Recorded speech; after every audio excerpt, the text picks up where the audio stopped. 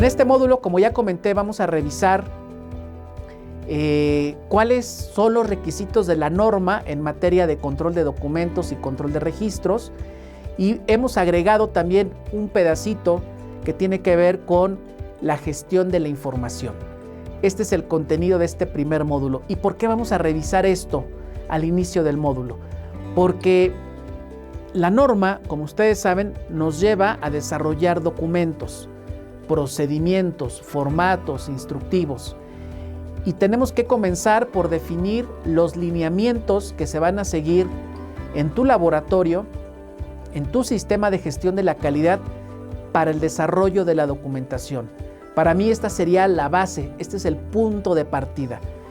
No tiene caso ponernos a ver cualquier otro requisito que se te ocurra y empezar a decir, bueno, aquí la norma te pide un procedimiento para la verificación de métodos y vamos a documentar el procedimiento cuando ni siquiera hemos definido los lineamientos para documentar el procedimiento.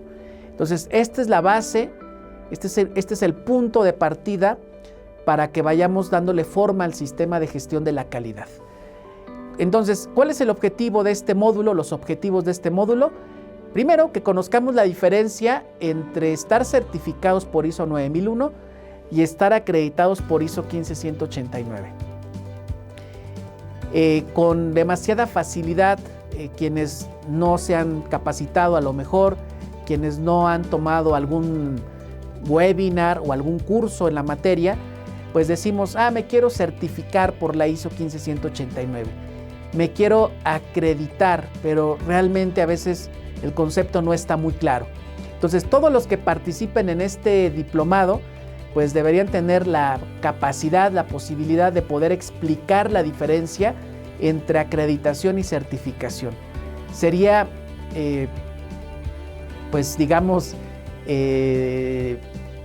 no quisiera decir lamentable, pero lo más cercano a esa palabra, que uno tome un diplomado de acreditación por ISO 15189 y nos sigamos expresando como si certificación y acreditación fuera lo mismo. Y créanme que hay una enorme diferencia entre estar certificado y acreditado. Después vamos a revisar los requisitos para el desarrollo de la documentación, como ya hablamos previamente, manuales, procedimientos, formatos, guías, etcétera. Y ustedes van a escoger un método de medida, un procedimiento de medida para documentar su procedimiento de examen, y con ese procedimiento vamos a trabajar en este diplomado si ustedes así lo desean o si ustedes así me lo permiten. Estos son los objetivos del módulo y esta es nuestra agenda que ya tienen ustedes ahí en su PDF que se les compartió. Vamos a cerrar, como mencionaba, con el tema de gestión de la información. Muy bien.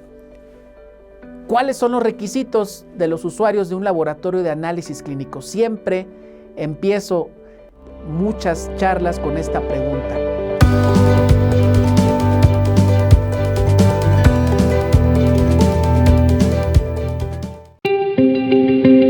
Vamos a hablar ahora de los métodos diagnósticos.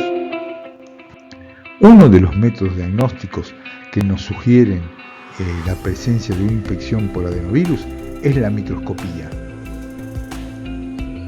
Una de las posibilidades que nos brinda la microscopía óptica son los estudios de la citología. En esta diapositiva podemos observar una citología del raspado conjuntival que muestra inclusión intranuclear tipo A de Coni, es lo que está señalado con las flechas. Estos se pueden observar en las infecciones tempranas por los adenovirus en la queratoconjuntivitis epidémica.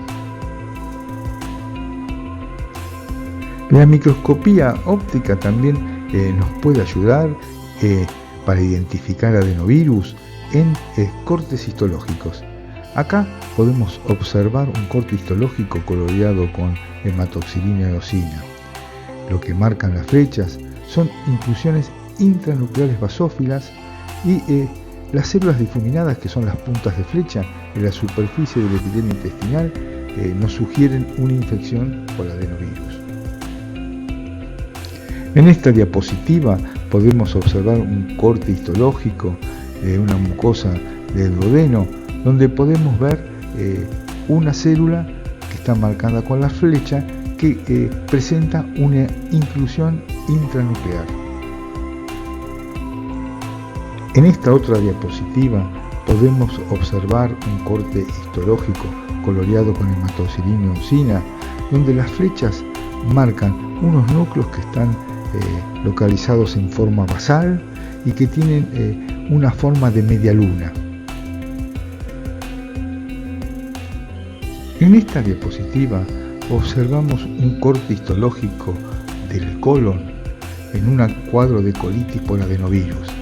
Aquí lo que vemos son inclusiones características que están dentro de las células caliciformes, están marcados con la flecha. En esta diapositiva vemos un corte histológico coloreado con hematoxilina y eosina con mayor aumento. Lo que se ve aquí es una célula que no está aumentada de tamaño, un núcleo con una inclusión nuclear. Aquí también vemos un corte histológico coloreado con hematoxilina y eosina, donde se ven células que están marcadas con la flecha que muestran una inclusión nuclear.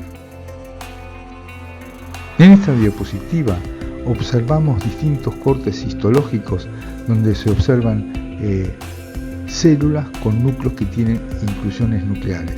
En el centro podemos observar marcado con una flecha blanca una glándula que tiene una célula con una inclusión nuclear. En esta diapositiva podemos observar un corte histológico de una biopsia de colon coloreado con hematoxilina y eosina.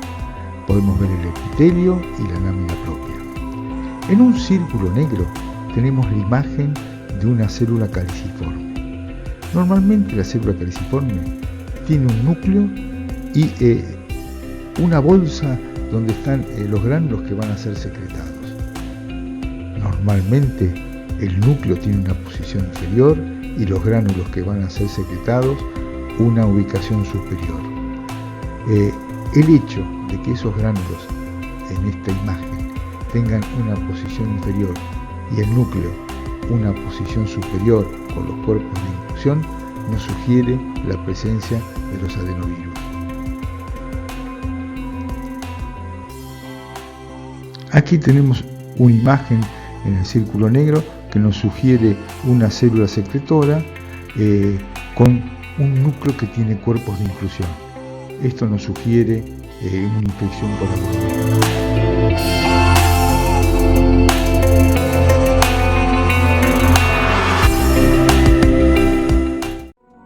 Hola, bienvenidos. Soy la doctora Norma Angélica Morales Peña. Yo soy médico cirujano, especialista en bioquímica clínica y en hematología diagnóstica, entre otros posgrados que tengo. Entonces, en este módulo de interpretación de pruebas de laboratorio, donde vamos a ir desde la fase preanalítica hasta la decisión terapéutica, vamos a ver precisamente la fase preanalítica, la fase preanalítica, la fase analítica, la fase postanalítica y la fase postanalítica.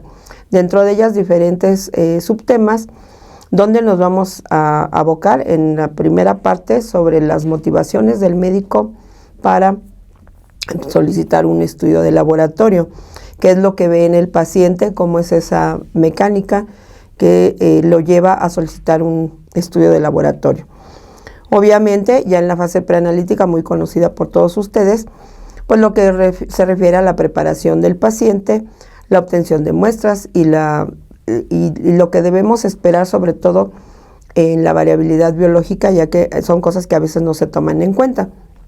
En cuanto a la fase analítica, pues todo lo que ustedes conocen sobre el tener un método bien controlado, donde nos enfoquemos a la precisión y exactitud de nuestro método y establecer parámetros analíticos adecuados dentro de nuestro laboratorio. En la fase posanalítica, cómo se surgen los valores de referencia, cuál es la importancia de ellos,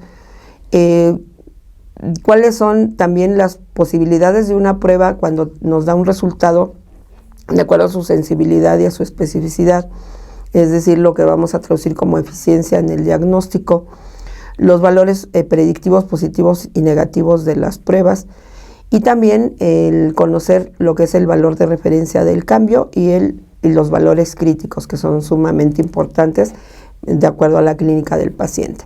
Y por último, la fase posanalítica, que ya viene siendo la parte de interpretación propiamente dicha del médico, donde vamos a revisar algunos algoritmos de patologías muy comunes, digamos de las más comunes que vemos en el laboratorio, y el papel que tiene también el trabajo que hacemos dentro de nuestra área de diagnóstico para poder darle un seguimiento al tratamiento que da el médico al paciente, es decir, el seguimiento para el alcance de las metas terapéuticas o el seguimiento para establecer un pronóstico y la evolución de la enfermedad. Y por último, algunas pruebas de seguimiento en patologías también de las más comunes, ya que posteriormente en otros módulos pues vamos a ver por algunos órganos o sistemas ya específicamente el proceso fisiopatológico, los estudios de laboratorio y cómo se interpreta.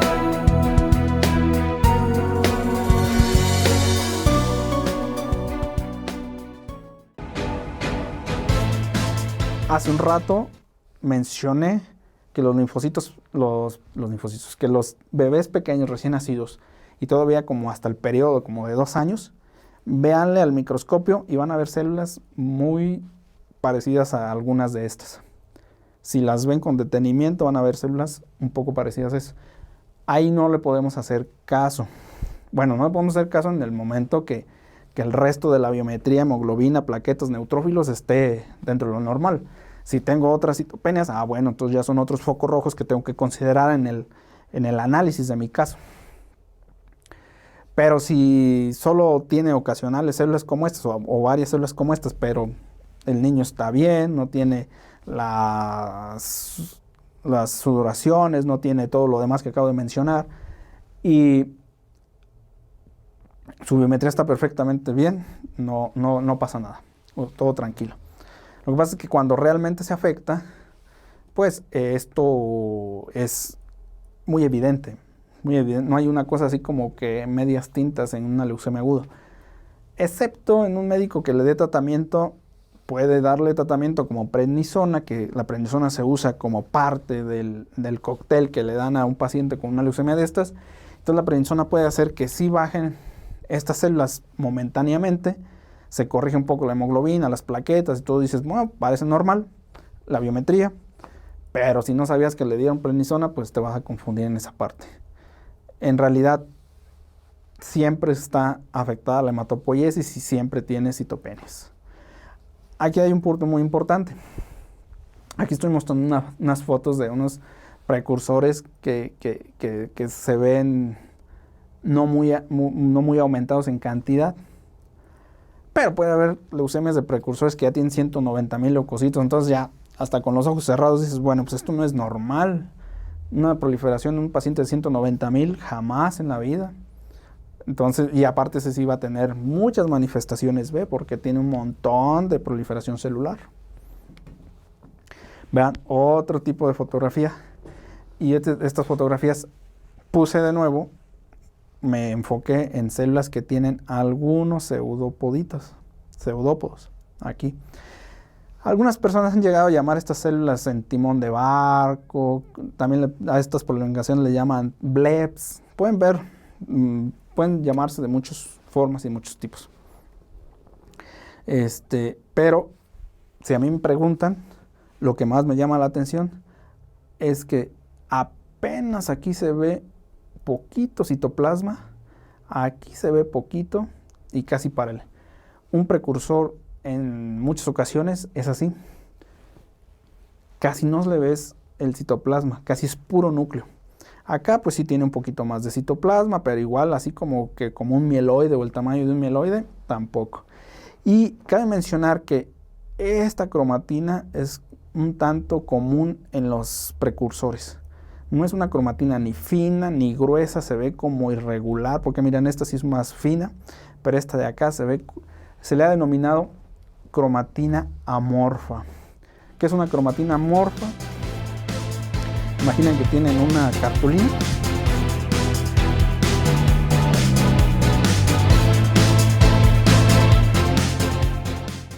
Un diploma final con un valor curricular de 250 horas, avalado por la Universidad Autónoma Benito Juárez de Oaxaca, Facultad de Ciencias Químicas.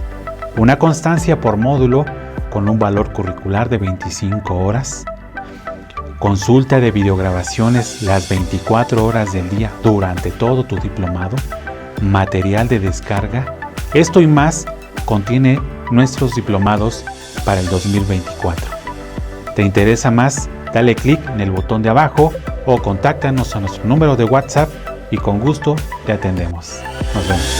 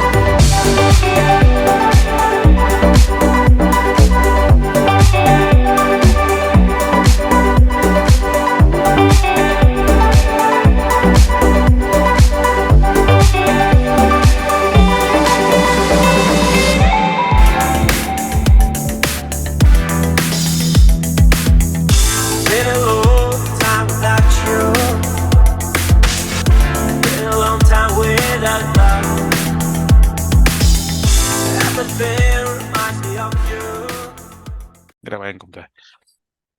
Recuerden que pues la dinámica de participación solamente se hace por Zoom. Sabemos que ahorita está transmitiendo por otros medios, pero la participación solamente es por Zoom. En la parte inferior donde dice preguntas y respuestas, ahí van a ir subiendo sus preguntas y al final vamos a designar unos minutos, muy pocos minutos para contestar las preguntas y la profesora nos pueda responderlas, ¿ok? Y si tienen dudas en cuestión a la constancia, por favor pónganse en contacto con Iraís, con Diana, que con gusto les van a dar información. O si leen las bases de la página, también se darán idea de todo lo que, cómo liberar la constancia al final. Ahorita estamos en la cuarta conferencia ya de este ciclo de conferencias. Todavía faltan 6 conferencias, así es que pues no se desanimen si no obtienen aún la constancia, pero si no quieren la constancia, pues no sigan pues al pendiente de las siguientes sesiones, ¿ok? Muy bien. Pues sean bienvenidos, doctora, bienvenida. Voy a permitirme leer un resumen curricular de nuestra invitada de hoy, que para mí es un placer, es la primera vez que participa con nosotros dentro de unas conferencias de Lurian y para mí es un gustazo tenerla aquí, que haya aceptado nuestra invitación también. Ok, doctora, pues ya para no quitarle mucho tiempo de su espacio, me gustaría leer las siguientes líneas de la doctora Aurora de la Peña Díaz, químico farmacéutico biólogo por la Universidad Nacional Autónoma de México, cuenta con la maestría y doctorado en ciencias biomédicas por la Universidad Nacional Autónoma de México. Profesor, carrera titula, BTC, Departamento Farmacología, Facultad de Medicina de la Universidad Nacional Autónoma de México. Es responsable del Laboratorio de Trombosis y Fibrinólisis, sede externa de la Facultad de Medicina UNAM del Instituto Nacional de Cardiología Ignacio Chávez. Es investigadora del Sistema Nacional de Investigadores Nivel 2. Ha participado en diversos eventos como conferencias, seminarios, cursos nacionales e internacionales.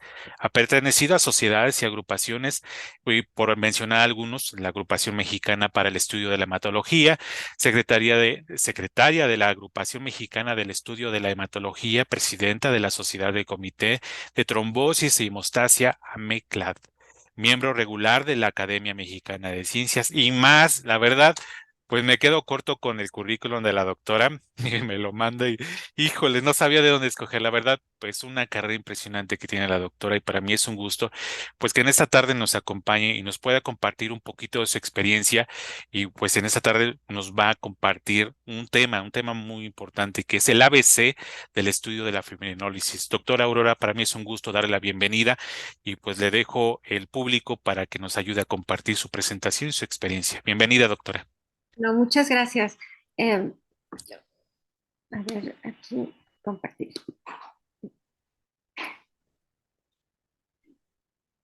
Creo que no compartí, ¿verdad? Lo que tenía que compartir. Aquí ya está. Sí. Buenas tardes. Un gusto y muy amable de haberme invitado a esta sesión.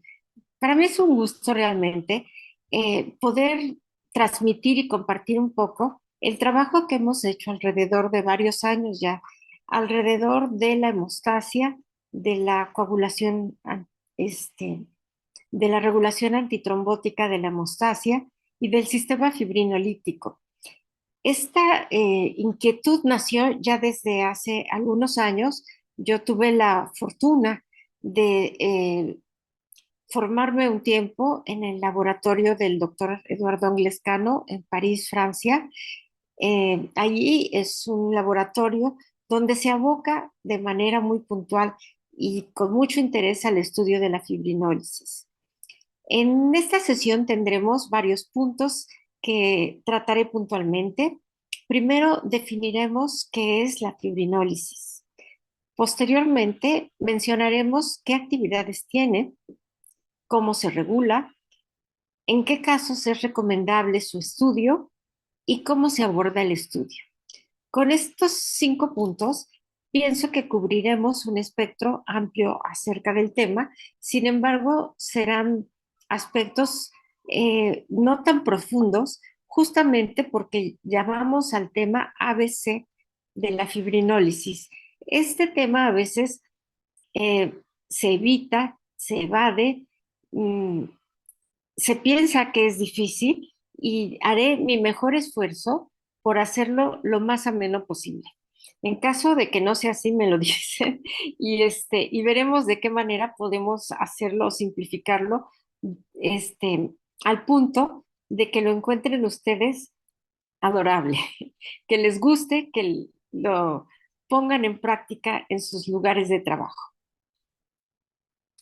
Para empezar, ya lo habíamos comentado en otra ocasión, es importante situar el aspecto de la fibrinólisis dentro de todo el panorama que contempla el estudio de la hemostasia.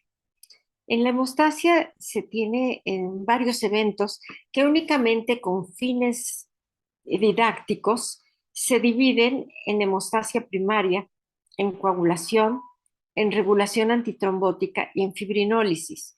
Sin embargo, no debemos olvidar que todo esto transcurre de manera muy dinámica y que no es necesario que se agote la hemostasia primaria para que inicie la coagulación y después inicia la regulación antitrombótica. Todo esto ocurre de manera simultánea. Ya lo había también comentado en otras pláticas, pero siempre me gusta hacer énfasis en esta imagen. Creo que esta imagen simplifica mucho todos estos aspectos. Imaginemos que hay una pequeña flama que está siempre dispuesta a iniciar un evento. Este sería, por ejemplo, mencionaríamos el factor tisular de la coagulación, como si lo tuviéramos siempre presente. Este es un punto interesante porque cambió la visión que se tenía de la hemostasia de la coagulación.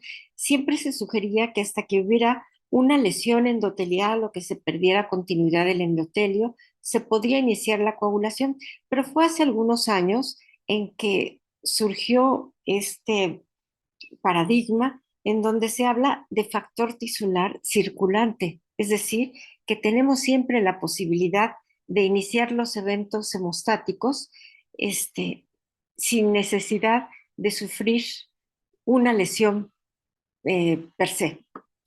Bueno, aquí vemos en este siguiente punto unos leños en una fogata y aquí estaría desde luego el factor tisular que inició todo este, eh, es- esta pequeña fogata y se ve que está muy bien localizada en el sitio donde están los leños. Los leños podríamos pensar que son las plaquetas, es decir, donde se lleva la superficie sobre la que se lleva a cabo las reacciones de la coagulación. Estas serían las células endoteliales. Muy bien, la coagulación se amplifica al punto donde es necesaria su función fisiológica.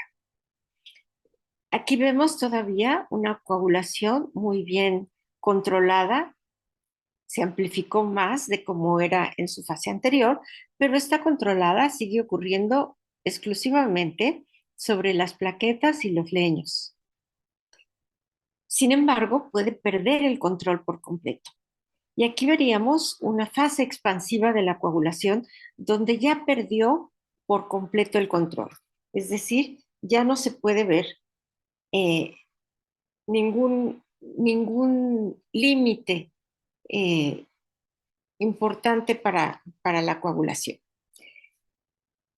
Aquí vemos entonces a dos individuos que suponemos que son unos bomberos con unas mangueras. Estos serían, empezaríamos a hablar de la regulación antitrombótica. Esto sería un mecanismo muy conocido que es el de la proteína C y su cofactor, el de la proteína S. Estos mecanismos limitan la fase expansiva de la coagulación. Sin embargo, no son suficientes. Tenemos un tercer mecanismo o otro mecanismo, por no numerarlos, porque son más de tres, por supuesto, en donde ya vemos como un helicóptero que está regando algún, eh, alguna sustancia para apagar el incendio. Este sería el mecanismo de la antitrombina, un mecanismo muy eficiente que efectivamente logra atenuar, logra regular al, a la coagulación. Y aquí viene el punto donde vamos a centrar nuestra atención. Posteriormente viene otra fase donde se recogen los escombros que quedaron de ya sea de la hemostasia o de la trombosis o de la coagulación no controlada. Y este mecanismo está compuesto por el sistema fibrinolítico.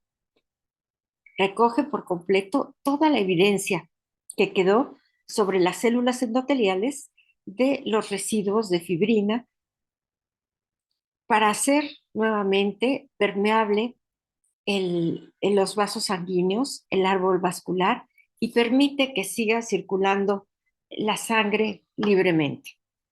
Creo que esta analogía cubre muy bien los puntos que suceden durante la hemostasia. Da la idea de que son eventos simultáneos y da la idea que cada uno participa de manera muy puntual en, en los mecanismos que debe regular y que debe de vigilar para su completo funcionamiento. Entonces nos dedicaremos justamente a este punto, a donde se recogen los residuos de fibrina. Esta imagen la tomé del libro Goodman y Gilman, Bases farmacológicas de la terapéutica, pero es una imagen que, si la ven ustedes, hace un panorama muy completo de todo lo que acabamos de mencionar. Miren, aquí están las plaquetas. Recuerden que también un paradigma importante de la hemostasia y la coagulación es la participación celular de plaquetas principalmente, y estas plaquetas se ven atraídas hacia los sitios de lesión vascular a través de receptores y glicoproteínas, se unen a los sitios que quedaron expuestos en el endotelio vascular y sobre su superficie empiezan a ocurrir reacciones de unas proteínas que van circulando por el torrente sanguíneo y que poseen en su estructura un ion calcio con carga positiva. Y las plaquetas que encontramos aquí, que ya se activaron, tienen carga negativa. ¿De dónde sacan la carga negativa? Pues de los fosfolípidos que están en su membrana. Las plaquetas, al activarse, exponen la membrana con fosfolípidos negativos. Uno es la fosfatidilcerina y otra es la fosfatidiletanolamina. Ambos, con carga negativa, atraen como si fueran un imán al calcio que está en los factores de la coagulación que se sintetizan en el tejido hepático y que dependen para su síntesis de vitamina K. Entonces, por ejemplo, aquí vemos al factor 10 que ya se activó, al factor, bueno, a la protrombina, al factor 2, al factor 9. Todos estos son factores de la coagulación que traen un ion calcio en su molécula. Porque si no, ¿cómo reconocerían los factores que van circulando por el plasma dónde está el sitio de lesión? Son las plaquetas las que les indican dónde se deben de reunir, concentrar, y sobre su membrana empiezan a ocurrir las reacciones de coagulación. Bien, hasta que culmina con la producción de pequeñas cantidades de trombina. Recuerden, aquí está el factor 2 activado y aquí está la trombina. Aquí hay dos cofactores que no son enzimas, que es el cofactor 5 y el cofactor 8. También se les llama factores de la coagulación, pero en realidad son cofactores.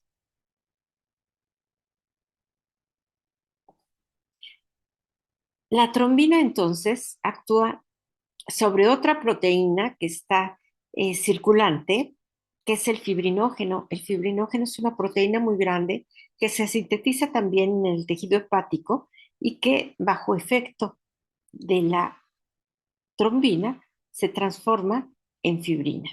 Vamos a ver de qué manera ocurre estas reacciones de polimerización, pero miren, aquí el autor de esta imagen nos da muy bien la idea de que son polímeros, es decir, pequeños fragmentos que se van uniendo uno tras otro hasta formar una red muy estable. Esta red muy estable es gracias a la presencia del factor 13. Aquí lo que vemos es factor tisular en gran cantidad que está en el subendotelio, pero recuerden que también hay factor tisular circulante. Y ese factor circulante era la pequeña flamita. Bueno, aquí ya sería una flama muy grande porque ya hay una lesión endotelial. Entonces ya se expuso mucho factor tisular. Espero que hasta este momento todo sea claro y vaya bien. Si no, ya tendremos oportunidad de los comentarios. Bueno, regresando a nuestro punto, ¿qué es la fibrinólisis? Miren, aquí también lo tomé de el Goodman y Gilman, esta 12ª edición, esta imagen en donde se ve justamente el polímero de fibrina, pero sobre el polímero de fibrina ya se ve la presencia de una enzima que se llama plasmina. Esto es justamente el sistema fibrinolítico, cuando ya se formó plasmina y la plasmina empieza a fragmentar, a romper, aquí con una tijera nos da esa idea, los depósitos de fibrina. También nos menciona de manera muy clara esta imagen, cómo de la célula endotelial emerge una molécula que se llama activador tisular del plasminógeno o TPA. Este TPA, hasta fecha reciente, se sugería que únicamente podía salir de la célula endotelial. Ahora hay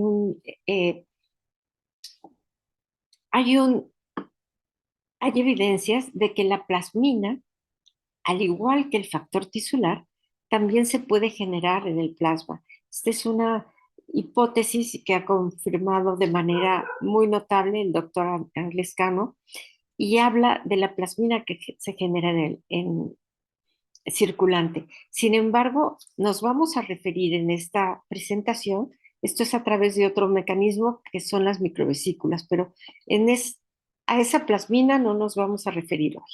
Nos vamos a referir únicamente a la que proviene del plasminógeno y se forma sobre la superficie del coágulo.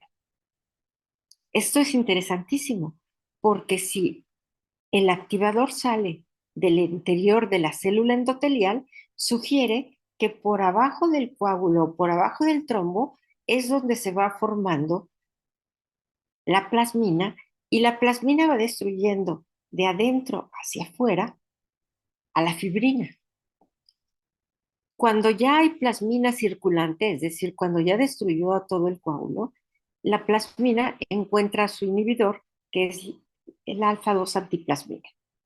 Entonces podríamos decir que la fibrinólisis es un sistema que destruye de manera muy eficiente los depósitos de fibrina en el endotelio vascular. Para esto, para hablar de eficiencia en la destrucción, quiero nada más preguntarles a ustedes que reflexionen un momentito y que piensen si alguna vez han tratado de destruir un coágulo. Lo pueden jalar, pegar, pisar, machacar, no se destruye. Ahora ustedes piensen cómo dentro del organismo debe de destruirse completamente esos depósitos de fibrina. Bueno, en el laboratorio lo destruimos con urea y calentando un buen tiempo y logramos destruir parcialmente, vamos destruyendo ese depósito de fibrina, pero el organismo lo destruye de manera muy eficiente y además en sitios muy limitados, es decir, la destrucción es exactamente donde se encuentra el coágulo. El plasminógeno, como decíamos, se transforma en plasmina por acción de sus activadores dentro del árbol vascular únicamente por el activador tipo tisular, en los tejidos o por ejemplo, en los túbulos renales, en todos los sitios de la vasculatura o de otros túbulos donde pueden existir depósitos, ahí actúa el sistema fibrinolítico. Donde las células tienen que abrirse camino a través de los tejidos, ahí actúa el sistema fibrinolítico y algunos mecanismos, pues no tan benéficos para el organismo, por ejemplo en la metástasis, también actúa el sistema fibrinolítico. Los inhibidores de los activadores son dos también, es el inhibidor del activador del plasminógeno tipo 1 y tipo 2. Y los inhibidores de la plasmina, principalmente la alfa-2 antiplasmina. Puede existir otro que es la alfa-2 macroglobulina cuando se agote el alfa-2 antiplasmina, pero prácticamente, fisiológicamente, difícilmente se agota. ¿En qué casos podría haber exceso de plasmina? Muchísima plasmina, que se agotara la alfa-2 antiplasmina, pues cuando se administran algunos fármacos fibrinolíticos, por ejemplo, a enfermos que han sufrido un infarto al miocardio, se les administran fibrinolíticos, algunos de tiempo de vida media amplia, y entonces se pueden estar formando cantidades grandes de plasmina que podrían estar libres en la circulación, cosa que tampoco deseamos, porque la plasmina destruye absolutamente todo lo que tiene enfrente. Aquí tomé esta tabla de una publicación interesante de la doctora Bosch, en donde nos habla de algunas de las características de estas proteínas. Por ejemplo, nos dice que el plasminógeno tiene un tamaño de 92 kilodaltones, que se sintetiza en el tejido hepático, que su concentración plasmática es del orden de miligramos y que es un precursor, es un simógeno de la plasmina. La plasmina es de un peso, de un tamaño menor que el plasminógeno, desde luego, que tiene un sitio activo y que lisa y acaba con todo, la matriz extracelular, con otras proteínas, con todo lo que tiene enfrente. Que existen dos activadores, como ya habíamos mencionado, el tipo tisular y el tipo urosinasa. Se parecen mucho en su tamaño, se parecen mucho en su tiempo de vida media y más o menos se parecen mucho en su concentración del mismo orden y que son sensibles a la acción a la inhibición de los inhibidores del plasminógeno. Aquí tenemos al alfa-2 antiplasmina, al inhibidor del plasminógeno, el PAI tipo 1, al tipo 2 que se encuentra principalmente en la placenta humana. Y después hay un inhibidor de la fibrinolisis activado por trombina, muy interesante. O sea que la trombina, por un lado, activa a que se empiece a depositar la fibrina, al fibrinógeno para que forme fibrina, y por otro lado, inhibe a, un, a la fibrinolisis, el activador de la fibrinolisis activado por trombina. Vemos en una figura más amplia lo mismo que acabo de mencionar.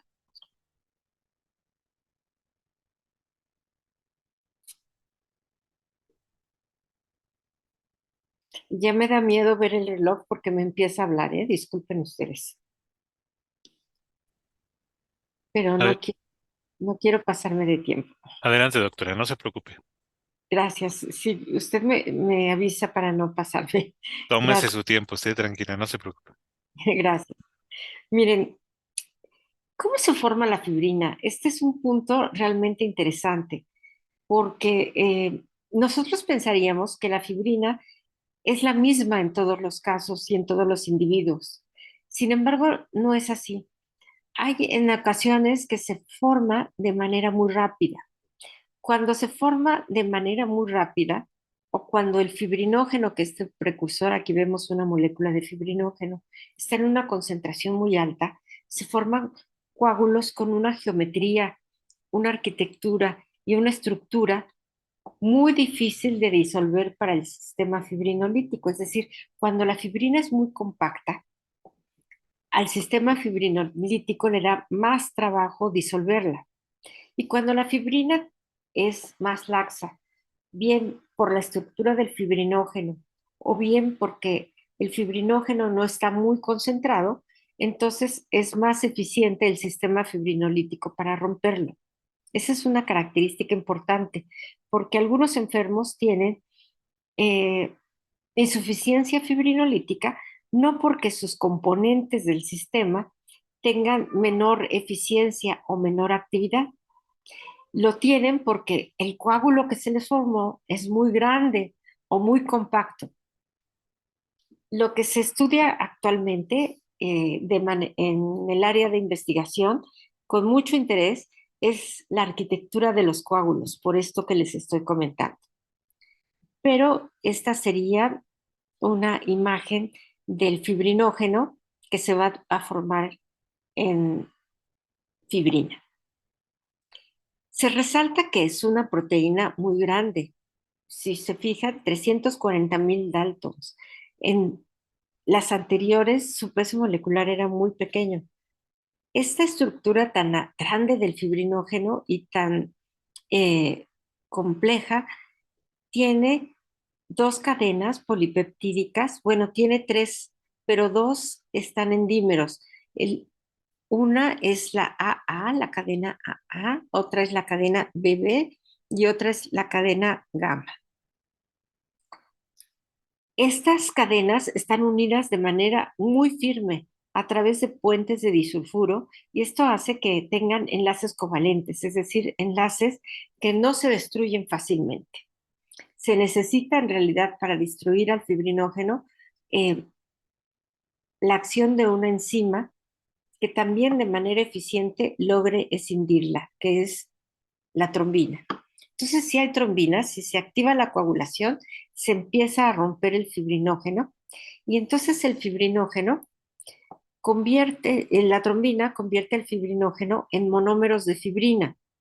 Separa estos dos fibrinopéptidos al A y al B y entonces empieza a hacer monómeros con estas dos cadenas.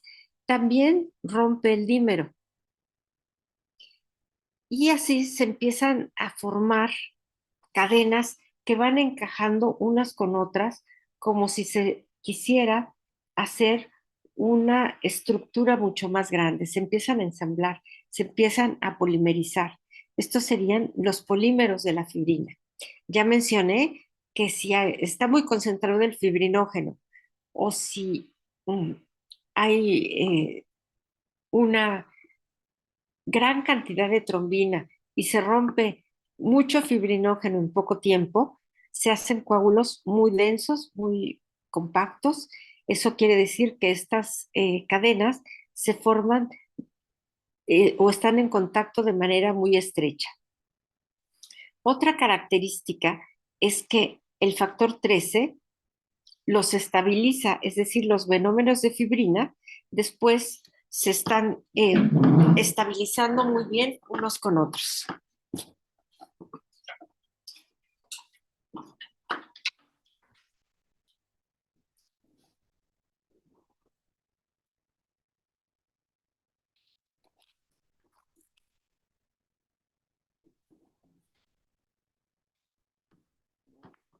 Fíjense que quiero resaltar que aquí se ve un dominio de D.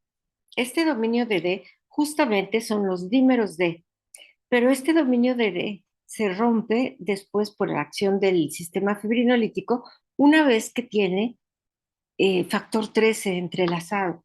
Entonces, cuando encontramos dímeros D positivos, nos referimos a una parte de la fibrina que ya tiene factor 13 y que eso nos permite asegurar, poner la mano al fuego, de que allí hubo coagulación, se formó fibrina y el sistema fibrinolítico entró en acción y rompió esa fibrina. Es posible que el fibrinógeno se fragmente sin haberse polimerizado y sin haber estado bajo acción de la plasmina y se formen polímeros de fibrinógeno, no de fibrina. Sí, y a estos en el laboratorio los llamamos PDFs. Entonces, todos los monómeros y todos los fragmentos de fibrinógeno que encontramos en el laboratorio son los PDFs. Y son fragmentos que pueden venir o de la fibrina o del fibrinógeno.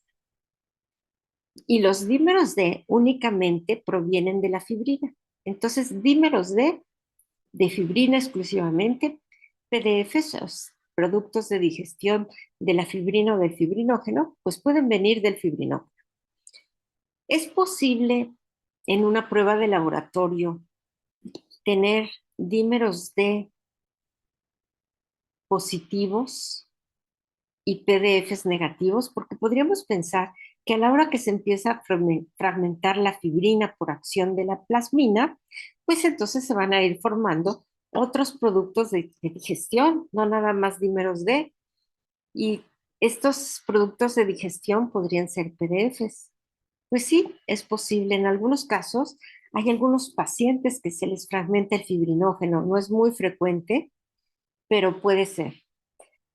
En particular, por ejemplo, a pacientes que entran a cirugía y que su sangre está en contacto con una bomba mecánica, cirugía cardíaca.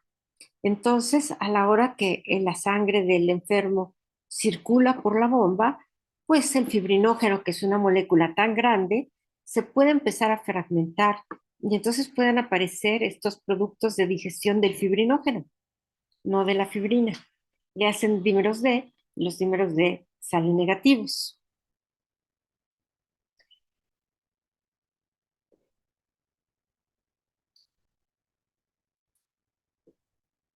Bueno, ahora voy a mencionar hace muchos años, bueno, ya hace algún tiempo, eh, Escribimos entre varios colegas un artículo acerca de la fibrinólisis y la regulación que tenía sobre la coagulación y algunos eventos muy exacerbados de la coagulación. Mencionamos que podría ser un mecanismo de regulación antitrombótica, no tan eficientes como, como la proteína C y S en el sentido de evitar la trombosis, pero sí como un recordatorio de que en una eh, fibrinólisis insuficiente o deficiente podrían seguirse conservando depósitos de fibrina. Esto podía seguir atrayendo a las plaquetas y la coagulación seguirse amplificando o estimulando hasta volver a formar otro trombo. Entonces, de este artículo podemos distinguir varios puntos que yo considero importantes para esta conversación, que todas las enzimas de la coagulación, como las de la fibrinolisis, comparten algo en común, que son serinoproteasas. Otro punto es que la reacción básica es el cambio de un zimógeno en una enzima por una reacción en un enlace peptídico específico, muy parecido. O sea, lo mismo que ocurre en la coagulación, ocurre también en la fibrinólisis. En la coagulación, por acción de la trombina; en la fibrinólisis, por acción de la plasmina.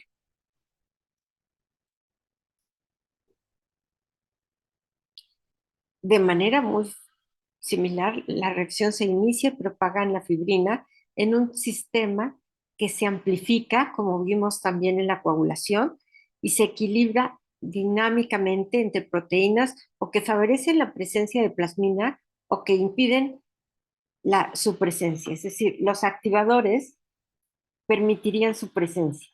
Los inhibidores de los activadores disminuirían la posibilidad de encontrar la presencia de plasmina.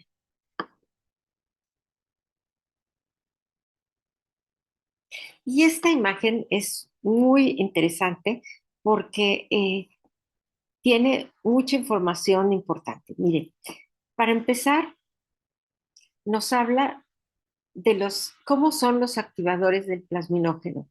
Nos da idea de cómo son sus estructuras, si son globulares, si tienen sitios particulares, si tienen dominios estructurales. Por ejemplo, esto se les llama dominios dedo, dominios finger. Si tienen aquí estas bolitas se les llama dominio Kringle.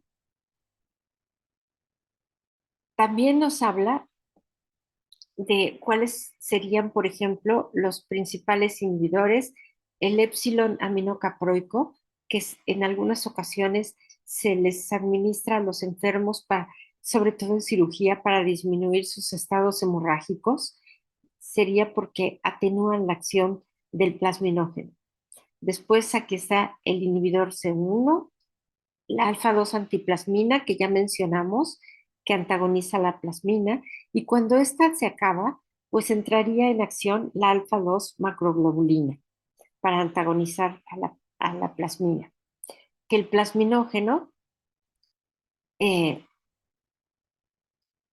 la coagulación por acción de la trombina permite que el fibrinógeno, aquí lo vemos, con sus dominios centrales y sus cadenas que ya mencionamos, que son 2 alfa, 2 beta y una gamma, se pueden polimerizar y formar polímeros o monómeros de fibrina, que después, a través de una acción del factor 13 de la coagulación, se estabiliza. Y miren, aquí ya se formó una fibrina muy estable.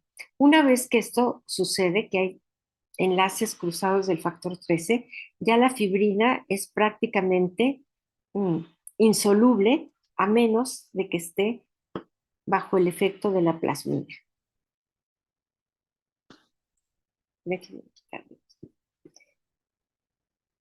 Una vez que la plasmina actúa sobre la fibrina, se forman productos de digestión que mencionamos, que podían ser del fibrinógeno o de la fibrina en algunos casos, y a eso se les llaman productos de digestión de la fibrina o fibrinógeno, pero únicamente los dímeros de estos fragmentos que pueden prevenir de ambos se llaman PDFs y son los fragmentos X, Y y E.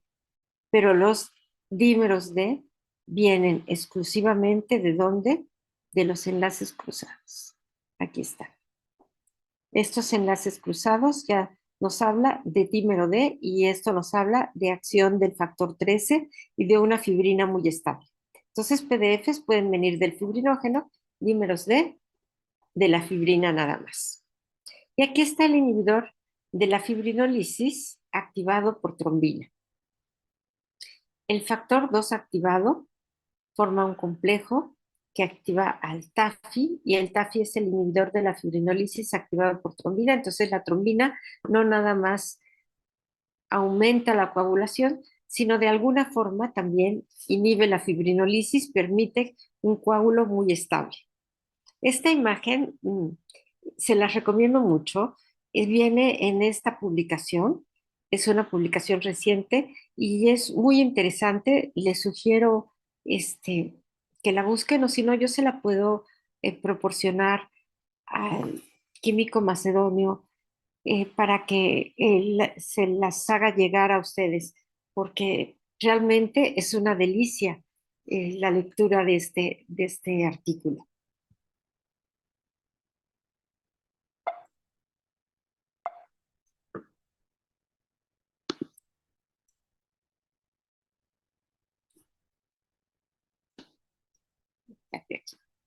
Bueno, en resumen, el plasminógeno, hay activadores que favorecen que se forme la plasmina, que son el tipo tisular, el tipo urosinasa. Estos activadores tienen inhibidores, que es el inhibidor del activador tisular del plasminógeno, que se llama PAE, y que puede ser de varios tipos. Hay varios tipos de PAE. Los más importantes serían el PAI-1 dentro del árbol vascular y el PAI-2 en los tejidos y el inhibidor de la fibrinolisis activado por trombina.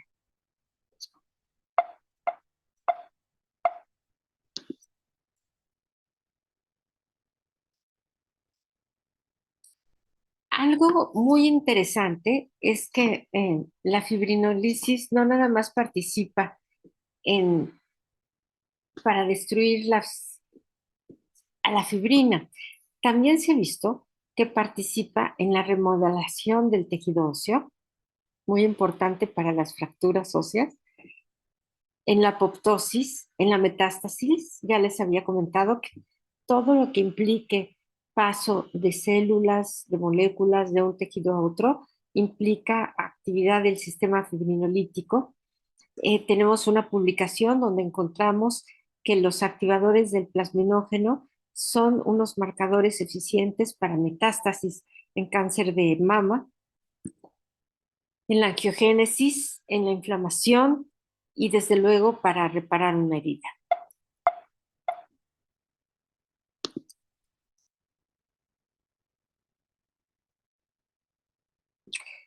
Otras acciones de la plasmina que no se estudian tanto dentro de la hemostasia, pero que también son muy interesantes, es su acción en sistema nervioso central. Se han descrito que está presente en el eje hipotálamo-hipófisis, que también regula cambios de conducta como respuesta al estrés, que también participa en los procesos de memoria, en el aprendizaje. También su presencia o ausencia nos habla de trastornos degenerativos del sistema nervioso central y algo interesantísimo es que se ve una participación del sistema fibrinolítico y en particular de la plasmina en algunas enfermedades como la esclerosis múltiple. Entonces, esto es para no quedarnos con la idea que únicamente su estudio se centra exclusivamente en la hemostasia, en la trombosis y en las enfermedades que en particular yo estudio, eventos trombóticos en el laboratorio de rutina o de investigación, sino que ya hay una posibilidad de estudio más allá de lo que se circunscribe a mi radio de acción.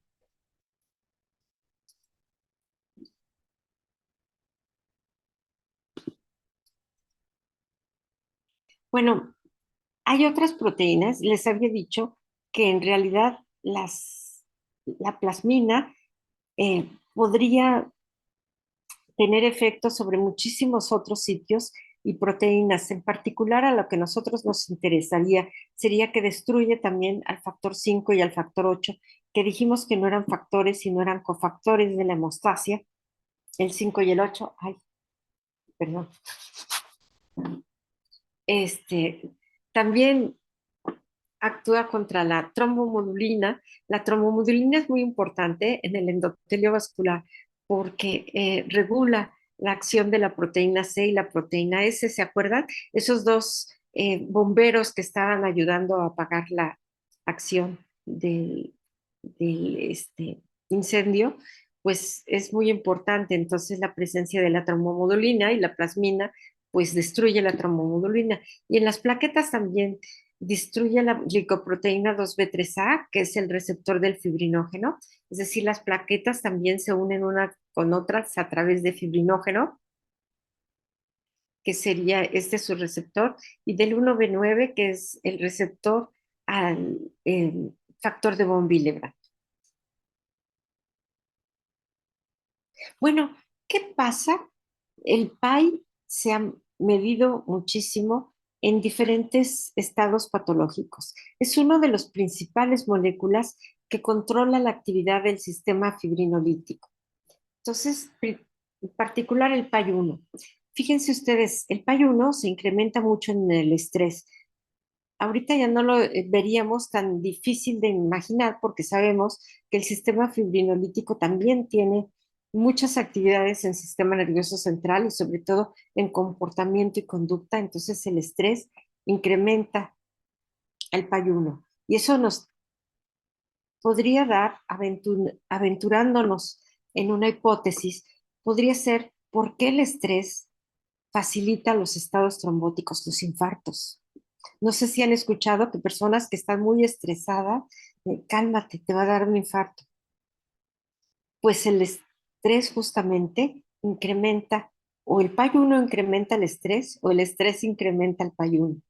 Pero el PAI-1, recuerden ustedes que es un inhibidor del activador del tisular del plasminógeno, entonces se formaría menos plasmina y los depósitos de fibrina permanecerían por más tiempo o se formarían coágulos más grandes y esto podría favorecer trombosis arteriales.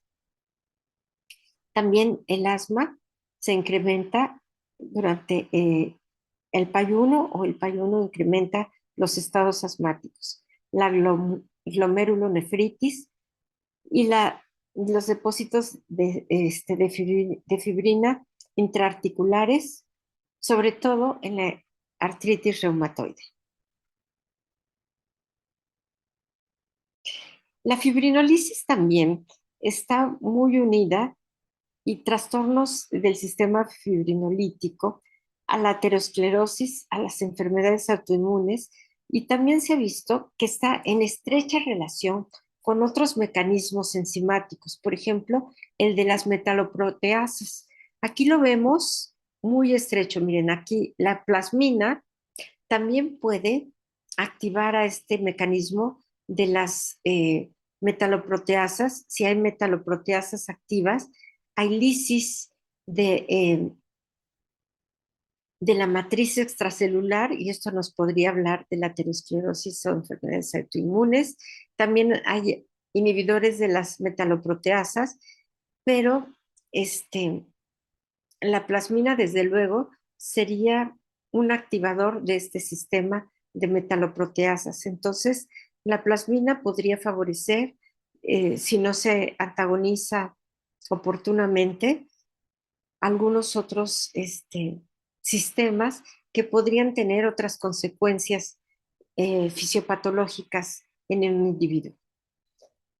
Con estas ideas, quisiera yo mencionar o dar un panorama más amplio de lo que la fibrinólisis no nada más se circunscribe a de retirar los depósitos de fibrina de los vasos sanguíneos. También tiene implicaciones importantes en otros sistemas cuyas consecuencias pueden verse afectados en otros estados patológicos.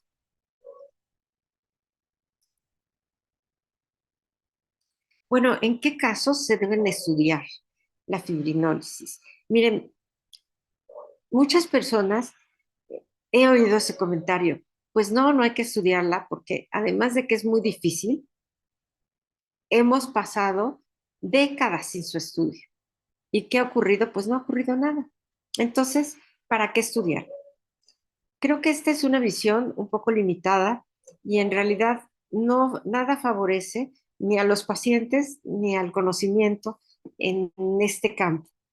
Desde luego que se puede estudiar y se debe estudiar, no en todos los casos, desde luego, en todos los casos de los enfermos, sino muy particularmente en los que sus datos clínicos sugieran alteración de la fibrinolisis.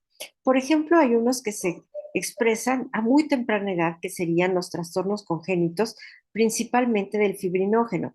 Hay personas que carecen, no por completo, porque esto sería incompatible con la vida, pero sí tienen menos fibrinógeno que lo normal, que el resto de las personas, por su síntesis en el tejido hepático. Esto se le llama afibrinogenemias. También puede haber disfibrinogenemias, quiere decir que sí se sintetiza el fibrinógeno, pero que no tiene la misma función, no tiene una función eficiente. ¿Y qué pasa en este caso? Pues hay trastornos hemorrágicos o puede haber trastornos trombóticos, porque hay fibrinógenos que son menos sensibles a la fibrinolisis, a la acción de la plasmina. También puede haber trastornos congénitos del plasminógeno. Recuerdan ustedes que es el precursor de la plasmina. Todas estas personas tienen desde muy temprana edad trastornos probablemente hemorrágicos y los del plasminógeno probablemente trombóticos, pero son en realidad poco frecuentes. Sin embargo, los adquiridos sí son mucho más frecuentes. Hay hiperfibrinólisis en la coagulación intravascular diseminada, en los trastornos de insuficiencia hepática, cuando hay hipofibrinólisis. Yo estudié una lipoproteína justamente con el doctor Eduardo Anglescano, la lipoproteína minúscula, que es genera estados hipofibrinolíticos muy particulares cuando hay autoanticuerpos dirigidos hacia los activadores del plasminógeno o a la anexina 5. En ese caso, sí sería interesante e importante estudiar a la fibrinólisis. Déjenme cambiarla, ya me está dando tortícolis.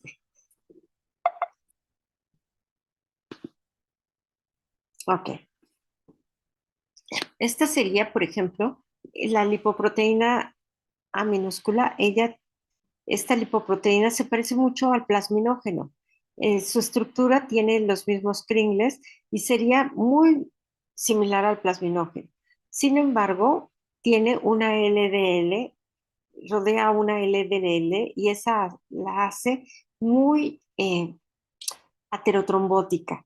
Entonces, la presencia de esta lipoproteína puede causar un factor de riesgo cardiovascular muy importante. Y ahora, lo más reciente alrededor de esta lipoproteína es que favorece mucho las calcificaciones en las válvulas, principalmente en la válvula aórtica.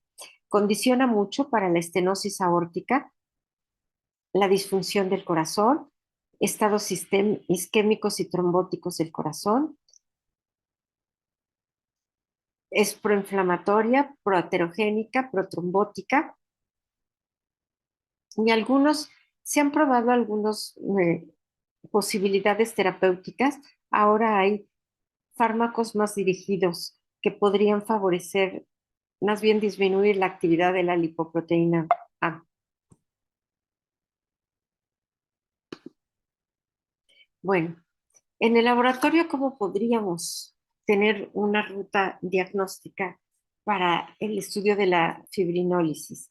Miren, hay pruebas que son no globales y hay pruebas que son globales. Se sugiere que las pruebas globales nos dan más información, mucho más información. Los estudios no globales consideraban medir el activador tisular del plasminógeno, consideraban medir a su inhibidor al PAI, al alfa-2 antiplasmina, a la lipoproteína minúscula. Sin embargo, esto nos da una imagen muy parcial. A lo mejor medir a la LPA sí se sigue haciendo en los laboratorios muy especializados para aterosclerosis, aterotrombosis, riesgo cardiovascular. Nosotros sí lo hacemos en nuestro laboratorio, pero dejamos de hacer ya las pruebas puntuales del activador tisular del plasminógeno porque en realidad son difíciles de hacer, costosas y a veces no nos dan un panorama amplio de lo que está ocurriendo. En particular, medir el PAI es muy difícil porque se tiene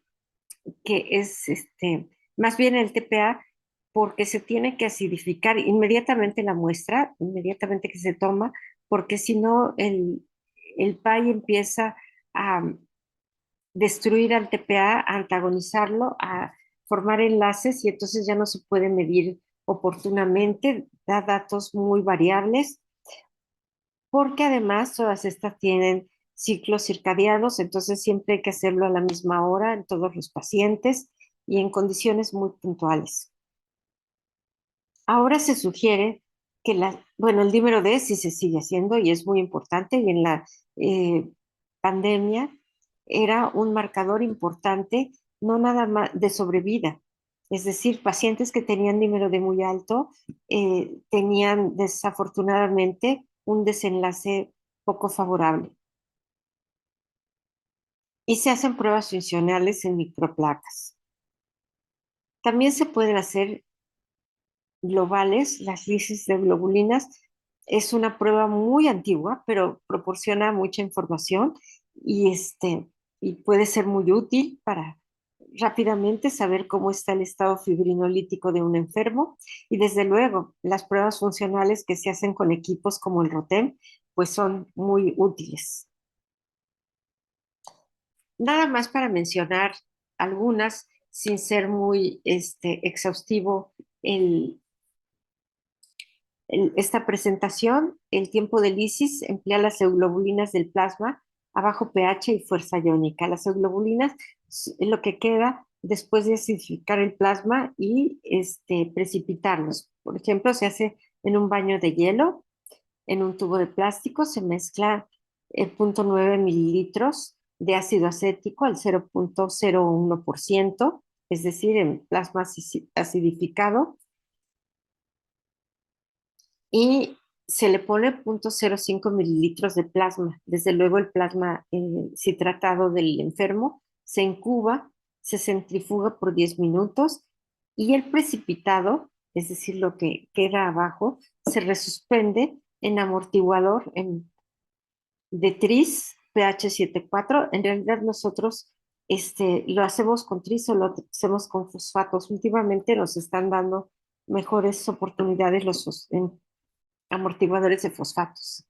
Y se activa la actividad fibrinolítica. Nosotros utilizamos un cromógeno, pero hay varios sustratos cromogénicos que pueden ser de utilidad para medir la actividad de la plasmina, de lo que queda. También se puede inducir, coagular esta muestra y ver, poner a baño María a 37 grados y ver el tiempo, medir el tiempo a la cual se lisa por completo el coágulo, lo que se ve de coágulo. Es más sensible, no más sensible, más preciso. Y tiene, porque esto depende mucho del observador. de estar poniéndolo en el baño y viendo si ya se destruyó o no. Algunos ven con mucha claridad todavía pequeñas cantidades, fragmentos de fibrina, otros dicen ya está por completo, ya no tiene ningún depósito de fibrina. Entonces, para hacerlo más preciso, utilizamos el cromógeno y eso sí lo medimos en un espectrofotómetro y vemos alguna de X densidad de óptica dependiendo del cromógeno que estemos usando y precisamente decimos cuánta plasmina hay. Pero también se puede medir el tiempo y no se necesita ni cromógeno ni se necesita espectrofotómetro, únicamente a un baño María, a ver cuando ya no hay nada de fibrina.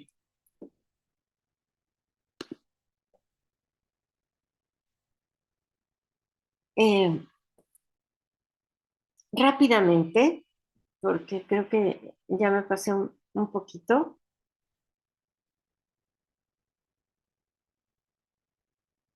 Les voy a mencionar lo que yo, bueno, aquí hay un artículo muy bueno que también se los recomiendo, que se llama Medir la plasmina, la generación de plasmina en la enfermedad y en la salud. Y nos habla de la generación de plasmina en placas de 96 pozos. Permite perfectamente identificar los trastornos de la fibrinolisis y la eficacia de algunos fármacos que son pro o antifibrinolíticos eh, para el estudio de diferentes pacientes. Aquí esta imagen nos muestra los sustratos de trombina y plasmina que se pueden utilizar y comprar. ¿Cuáles serían las ventajas o desventajas de todas estas técnicas que se describen en el artículo? Yo les voy a hablar muy rápidamente de lo que nosotros desarrollamos lo que hacemos en nuestro laboratorio y que desde luego lo empecé a hacer desde que hice mi doctorado. Fue prácticamente un modelo muy usado por nosotros. Lo hicimos en placas de 96 pozos, donde nosotros inducíamos un depósito de fibrina, es decir, fibrinógeno puro que nosotros teníamos, lo poníamos en las placas, le poníamos trombina, formábamos la fibrina y después podíamos ahí medir lo que fuera necesario. Por ejemplo, la actividad fibrinolítica de diferentes plasmas, de diferentes pacientes, de diferentes enfermos. Hacíamos curvas dosis-respuestas, desde luego, de plasminógenos a diferentes concentraciones, como curva patrón, y después ahí intercalábamos o interpolábamos los resultados de los enfermos para saber si tenían o no alguna dificultad en generar plasmina. Usamos para eso sustratos cromogénicos, el CBS 1065 a esta concentración, y después determinábamos en un espectrofotómetro a 405 nanómetros la presencia del péptido que se libera cuando el cromógeno es escindido por la acción de diferentes enzimas, puede ser plasmina, trombina o lo que nosotros estemos midiendo. Y hacíamos las curvas de saturación, seguíamos la ecuación de Landmuir para después hacer cálculos precisos de cuál era la velocidad de reacción y ahí intercalar los resultados de nuestros enfermos. Por ejemplo, esta sería una curva de saturación de un plasminógeno que obtuvimos durante algunas de los experimentos que hice en mi tesis. Esta sería una curva concentración-respuesta. Aquí se mide la pendiente y esta sería la velocidad de reacción. Y si la velocidad es muy amplia, quiere decir que tiene muy buena actividad esa plasmina.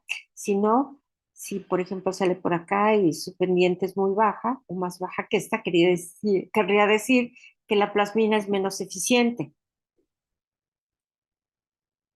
Bueno, como conclusiones les puedo decir que este método en particular, pero también la lisis, son métodos sensibles a los trastornos de hipo y de hiperfibrinolisis que permiten permiten evaluar la actividad fibrinolítica también de fármacos, porque recuerden que a los enfermos se les ponen algunos fármacos profibrinolíticos o antifibrinolíticos.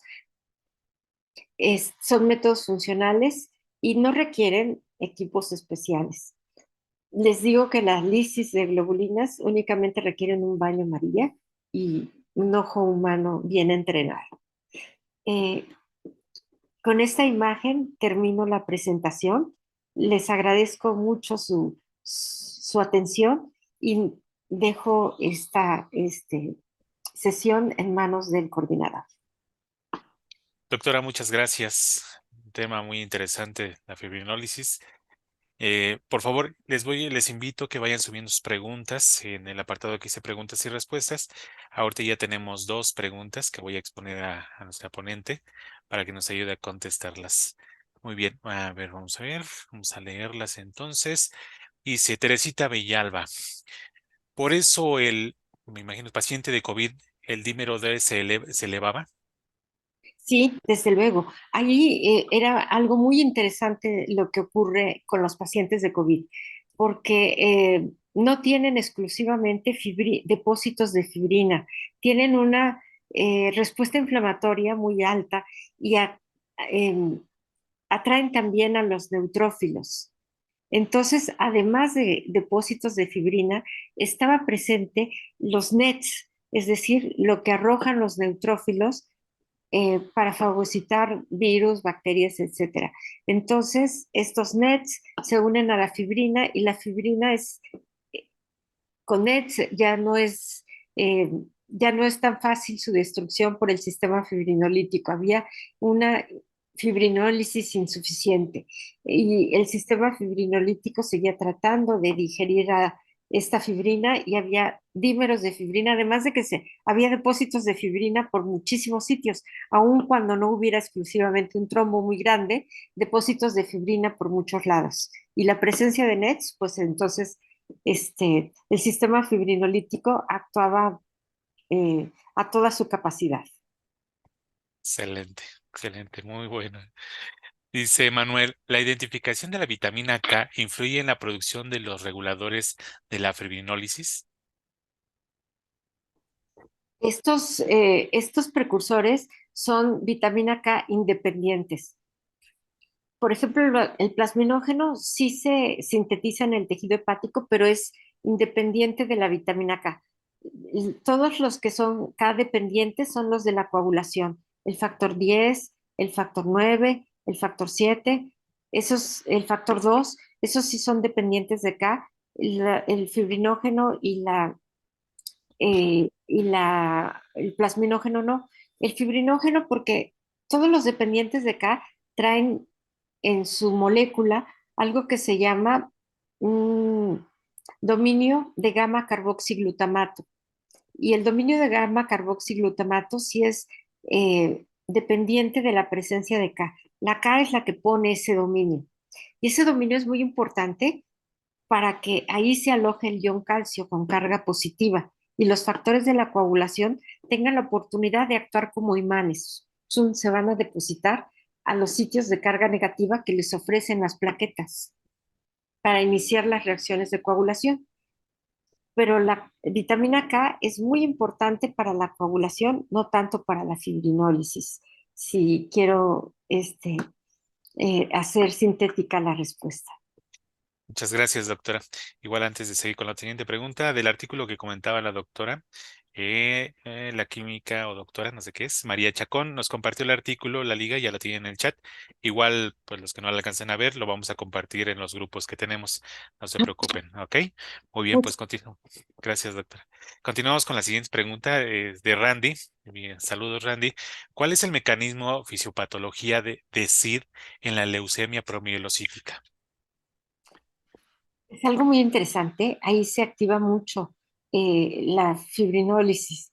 El mecanismo exacto por el cual la fibrinólisis adquiere un papel determinante, yo no lo conozco, pero sí es muy importante identificar la actividad fibrinolítica en estos pacientes. Tiene toda la razón. Hay un artículo de la doctora Dubosc eh, de Argentina que lo menciona de manera muy puntual, pero tampoco da mucha explicación de cuál sería el mecanismo por el cual estos pacientes tengan en particular la fibrinólisis alterada. Gracias, doctora. Tania, en pacientes con preeclampsia, ¿por qué se llega a elevar o disminuir el fibrinógeno? O bien en pacientes, pacientes embarazadas, con embarazo, pretérmino, con sangrado, en ocasiones baja o aumenta el fibrinógeno. Sí, es muy interesante. Durante el embarazo se modifican mucho los factores de la coagulación, no nada más el fibrinógeno, y se sugiere que es como si el organismo se preparara a un evento hemorrágico. Generalmente se incrementan, pero en particular el fibrinógeno es un reactante de fase aguda. Entonces, todo lo que al final del embarazo, todo lo que modifique la condición mm, del curso de una enfermedad y que actúe como reactante de fase aguda, se incrementa su síntesis, en particular del fibrinógeno. Y también es importante considerar que durante los estados hemorrágicos o trombóticos se agota por consumo. Perfecto. Gracias, doctora. Claudia Alvarado, para realizar el tiempo de lisis, se movió aquí, de lisis de euglobulinas, interfiere que el paciente esté tomando algún anticoagulante como rivaroxaban o heparina de bajo peso molecular, o cuáles son las condiciones del paciente para poder realizar la prueba.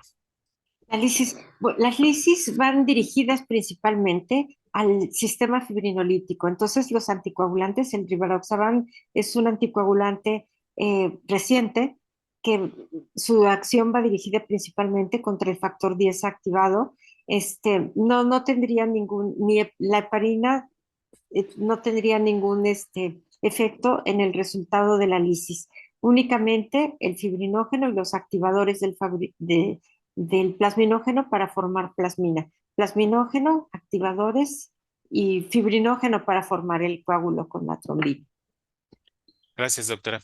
Este es de Vitalia. Vitalia, no lo entendí muy bien, pero dice, los pacientes que están tomando anticoagulantes, ¿qué pasa con el paracreali? Clear, La aligraína. eso, en los estudios del fibrinógeno. Sí, este, eh, eh, depende de qué anticoagulante esté tomando, pero normalmente los anticoagulantes podemos dividirlos en los anticoagulantes que actúan sobre los factores de la coagulación dependientes de vitamina K. Estos serían eh, los anticoagulantes comunes, conocidos, o los nuevos anticoagulantes como el rivaroxaban, que va dirigido contra el factor 10 o hay otros que van dirigido contra el factor 2, no tienen ningún efecto en la fibrinolisis. Perfecto, doctora, muchas gracias. De nuevo, Randy, ¿cuáles son las metodologías para la determinación del factor 8? ¿Cuál sería la implicación cuando cuando esta disminuye? El factor 8 de la coagulación.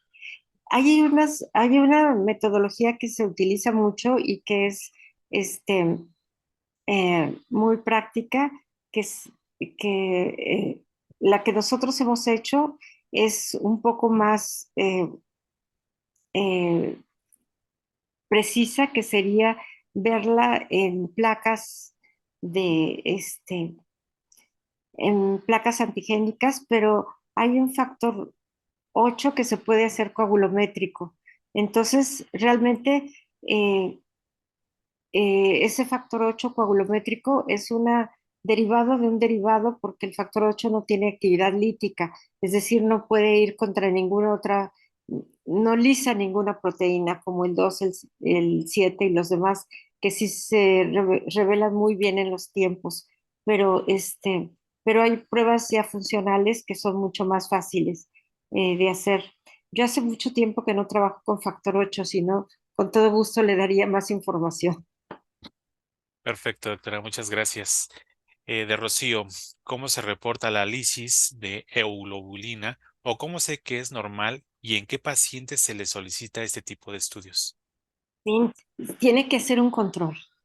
Tiene que correr al mismo tiempo que pone su tubo, el paciente, un control que sea un individuo normal para contraer ese paciente o ese individuo, comparar el tiempo como su testigo. Entonces, decir, el testigo tiene un tiempo, ve en qué tiempo se lisa el coágulo y, por ejemplo, a los 20 minutos ya lisó el enfermo. Si el paciente lisa antes, a los 5, a los 10 minutos, dice que tiene una hiperfibrinolisis y si su paciente lisa el coágulo tiempo después del control, dice que tiene una hipofibrinólisis y lo hace refiriéndose al tiempo que sale en su control. Perfecto, gracias, doctora. Luis, o sea que el proceso de fibrinólisis va a depender mucho de dónde se dé la lesión y obviamente su proceso de destrucción del coágulo. Sí, depende del tamaño, del sitio y desde luego es justamente la destrucción del coágulo. Es un mecanismo realmente que el cuerpo utiliza para hacer funcional nuevamente el árbol vascular, para que pueda seguir circulando la sangre por ese sitio.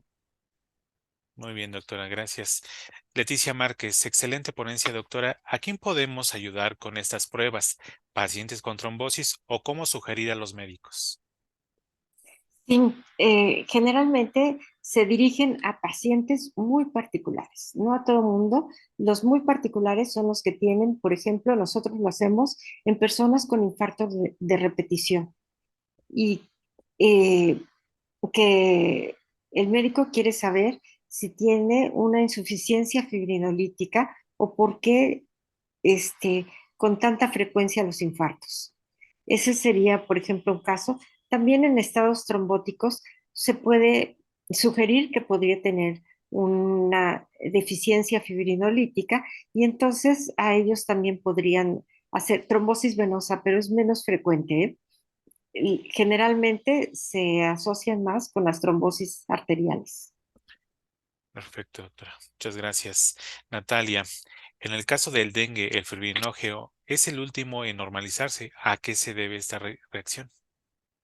Sí, en el caso del dengue es em, particularmente interesante. En el caso del dengue se sugiere que hay extravasación, eh, hay salida de plasma y por las células endoteliales pierden su continuidad y en ese caso puede haber pérdida de proteínas y puede haber pérdida de la funcionalidad del endotelio. Entonces es probablemente que hasta que no se recupere la síntesis de fibrinógeno por el tejido hepático, que tiene un tiempo de vida media y larga, pues hasta entonces se restablezca la concentración normal de fibrinógeno. También es posible que se esté no nada más perdiendo por la extravasación, sino que se esté consumiendo, porque también hay alteración de todas las actividades eh, hemostáticas. Entonces el fibrinógeno también puede agotarse por consumo. Me olvidé decirlo y a lo mejor ahorita es momento oportuno. Hay afibrinogenias que no son congénitas, sino que el fibrinógeno, al ser una molécula tan grande, puede destruirse, por ejemplo, en algunas condiciones de hemorreología muy, muy avanzada. Por ejemplo, mencioné cuando los pacientes están en bomba, pero también algunos pacientes que tienen lesiones de sus válvulas y que al hacer el latido cardíaco las válvulas no funcionan oportunamente, pueden destruir principalmente al factor de von Willebrand, pero en algunas ocasiones también poquito al fibrinógeno. Y como el fibrinógeno viaja junto con el factor 8 en el plasma, entonces podría ahí haber alguna alteración. Gracias, doctora. Teresa Villalba, en pacientes con metástasis aparte del fibrinógeno, ¿qué otros factores se alterarían? No, en la metástasis principalmente los activadores del plasminógeno. Nosotros encontramos elevados a los activadores del plasminógeno en metástasis de cáncer de mama. Muy bien. Gracias, doctora. Igual aquí nos preguntan si podemos facilitar su contacto, su correo electrónico. Con mucho gusto, tiene completa libertad, claro que sí. Excelente. Igual junto con el artículo se los vamos a compartir en el grupo para que lo tengan por si desean contactar a la doctora. Muy bien, pues hemos finalizado con las preguntas. Ya no hay alguna otra, no sé. Muy bien, sino ya para finalizar con la conferencia. Doctora, pues muy agradecido que nos haya regalado unos minutos para compartir su amplia experiencia y la verdad muy interesante este tema, muy interesante. Ya me preocupa. Le agradezco mucho. Sí, Y desde luego muy agradecida y además muy honrada por haberme invitado a su foro. pues muchas gracias, doctora. Como siempre, pues es un gusto y que no sea la primera vez que puede estar con nosotros acompañándonos y nos estaremos viendo muy pronto. Le mando un fuerte abrazo y bonita tarde. Bonita tarde y agradecida por todos los participantes. Hasta luego. Gracias. Adiós. Igual a todos los participantes que estuvieron conectados en este momento, les agradecemos mucho que se hayan tomado este tiempo y pues seguimos con la actualización. Recuerden que aún estamos en la cuarta sesión, faltan 6, ¿sí? Entonces nos estaremos viendo en 15 días y en 15 días la sesión 5 está muy interesante, así es que no se la pierdan. Aquellos que también les llegaron sus accesos, ya no es necesario que los vuelvan a pedir, les vamos a estar enviando sus accesos para que no haya tanta complicación en localizarlos y puedan ingresar en tiempo y forma a su conferencia. También como recordatorio, recuerden que mañana, viernes 23, termina la promoción del curso de pruebas de coagulación. Ya les compartí en el chat el promocional, si gustan, pueden seguirnos, ¿sí? Muy bien, y pues de todos los eventos que ahorita tenemos, cuídense mucho y que tengan una hermosa tarde o bonita noche de donde nos estés escuchando y nos vemos pronto. Hasta luego. En este módulo, como ya comenté, vamos a revisar cuáles son los requisitos de la norma en materia de control de documentos y control de registros, y hemos agregado también un pedacito que tiene que ver con la gestión de la información. Este es el contenido de este primer módulo. ¿Y por qué vamos a revisar esto al inicio del módulo? Porque la norma, como ustedes saben, nos lleva a desarrollar documentos, procedimientos, formatos instructivos. Y tenemos que comenzar por definir los lineamientos que se van a seguir en tu laboratorio, en tu sistema de gestión de la calidad para el desarrollo de la documentación. Para mí esta sería la base, este es el punto de partida. No tiene caso ponernos a ver cualquier otro requisito que se te ocurra y empezar a decir, bueno, aquí la norma te pide un procedimiento para la verificación de métodos y vamos a documentar el procedimiento cuando ni siquiera hemos definido los lineamientos para documentar el procedimiento. Entonces, esta es la base, este es el punto de partida para que vayamos dándole forma al sistema de gestión de la calidad. Entonces, ¿cuál es el objetivo de este módulo? Los objetivos de este módulo. Primero, que conozcamos la diferencia entre estar certificados por ISO 9001 y estar acreditados por ISO 15189. Con demasiada facilidad, quienes no se han capacitado a lo mejor, quienes no han tomado algún webinar o algún curso en la materia, pues decimos, me quiero certificar por la ISO 15189, me quiero acreditar, pero realmente a veces el concepto no está muy claro. Entonces, todos los que participen en este diplomado, pues deberían tener la capacidad, la posibilidad de poder explicar la diferencia entre acreditación y certificación. Sería, pues digamos, no quisiera decir lamentable, pero lo más cercano a esa palabra, que uno tome un diplomado de acreditación por ISO 15189 y nos sigamos expresando como si certificación y acreditación fuera lo mismo. Y créanme que hay una enorme diferencia entre estar certificado y acreditado. Después vamos a revisar los requisitos para el desarrollo de la documentación, como ya hablamos previamente, manuales, procedimientos, formatos, guías, etcétera. Y ustedes van a escoger un método de medida, un procedimiento de medida para documentar su procedimiento de examen, y con ese procedimiento vamos a trabajar en este diplomado si ustedes así lo desean o si ustedes así me lo permiten. Estos son los objetivos del módulo y esta es nuestra agenda que ya tienen ustedes ahí en su PDF que se les compartió. Vamos a cerrar, como mencionaba, con el tema de gestión de la información. Muy bien. ¿Cuáles son los requisitos de los usuarios de un laboratorio de análisis clínico? Siempre empiezo muchas charlas con esta pregunta.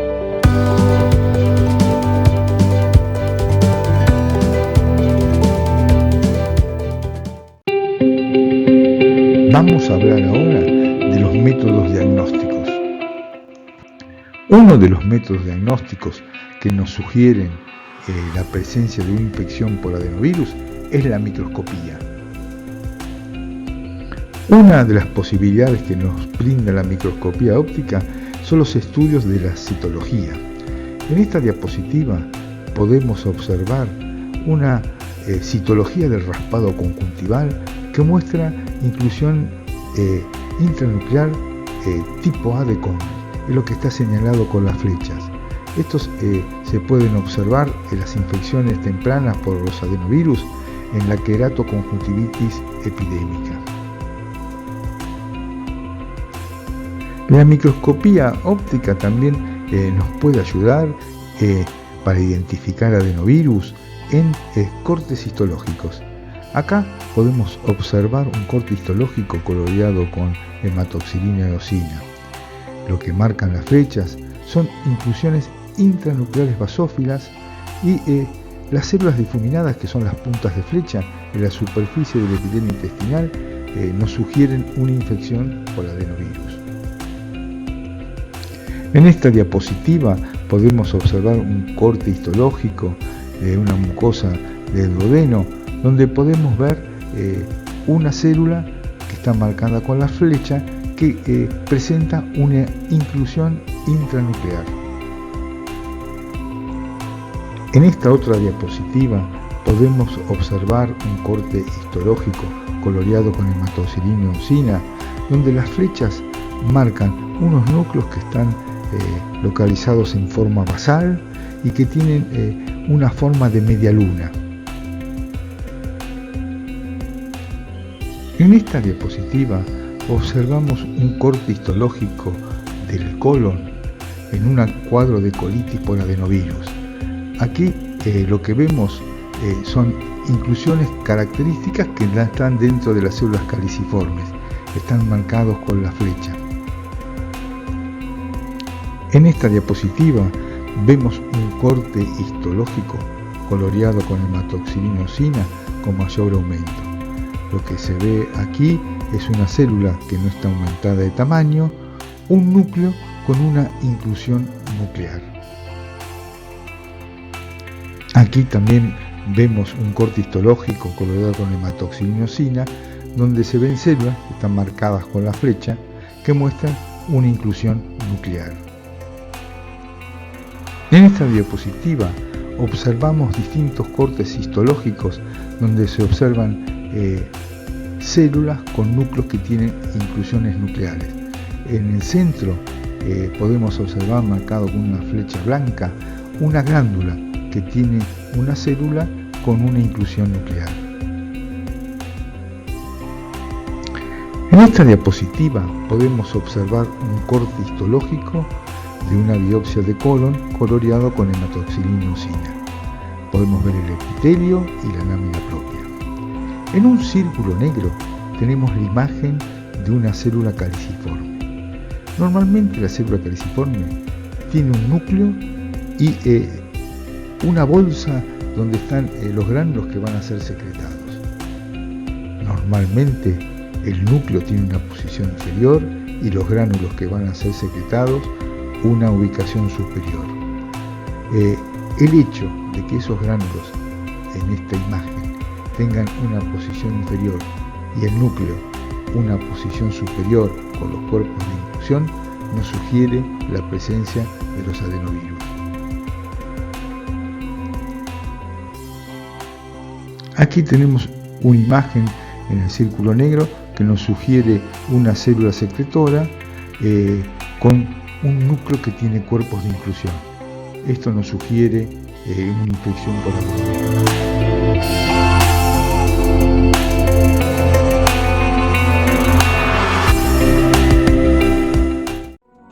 Hola, bienvenidos. Soy la doctora Norma Angélica Morales Peña. Yo soy médico cirujano, especialista en bioquímica clínica y en hematología diagnóstica, entre otros posgrados que tengo. Entonces, en este módulo de interpretación de pruebas de laboratorio, donde vamos a ir desde la fase preanalítica hasta la decisión terapéutica, vamos a ver precisamente la fase preanalítica, la fase preanalítica, la fase analítica, la fase postanalítica y la fase postanalítica. Dentro de ellas diferentes subtemas donde nos vamos a abocar en la primera parte sobre las motivaciones del médico para solicitar un estudio de laboratorio, qué es lo que ve en el paciente, cómo es esa mecánica que lo lleva a solicitar un estudio de laboratorio. Obviamente, ya en la fase preanalítica, muy conocida por todos ustedes, pues lo que se refiere a la preparación del paciente, la obtención de muestras y lo que debemos esperar sobre todo en la variabilidad biológica, ya que son cosas que a veces no se toman en cuenta. En cuanto a la fase analítica, pues todo lo que ustedes conocen sobre el tener un método bien controlado, donde nos enfoquemos a la precisión y exactitud de nuestro método y establecer parámetros analíticos adecuados dentro de nuestro laboratorio. En la fase posanalítica, cómo se surgen los valores de referencia, cuál es la importancia de ellos, cuáles son también las posibilidades de una prueba cuando nos da un resultado de acuerdo a su sensibilidad y a su especificidad, es decir, lo que vamos a traducir como eficiencia en el diagnóstico, los valores predictivos positivos y negativos de las pruebas y también el conocer lo que es el valor de referencia del cambio y los valores críticos, que son sumamente importantes de acuerdo a la clínica del paciente. Y por último, la fase postanalítica, que ya viene siendo la parte de interpretación propiamente dicha del médico, donde vamos a revisar algunos algoritmos de patologías muy comunes, digamos de las más comunes que vemos en el laboratorio, y el papel que tiene también el trabajo que hacemos dentro de nuestra área de diagnóstico para poder darle un seguimiento al tratamiento que da el médico al paciente, es decir, el seguimiento para el alcance de las metas terapéuticas o el seguimiento para establecer un pronóstico y la evolución de la enfermedad. Y por último, algunas pruebas de seguimiento en patologías también de las más comunes, ya que posteriormente en otros módulos pues vamos a ver por algunos órganos o sistemas ya específicamente el proceso fisiopatológico, los estudios de laboratorio y cómo se interpreta.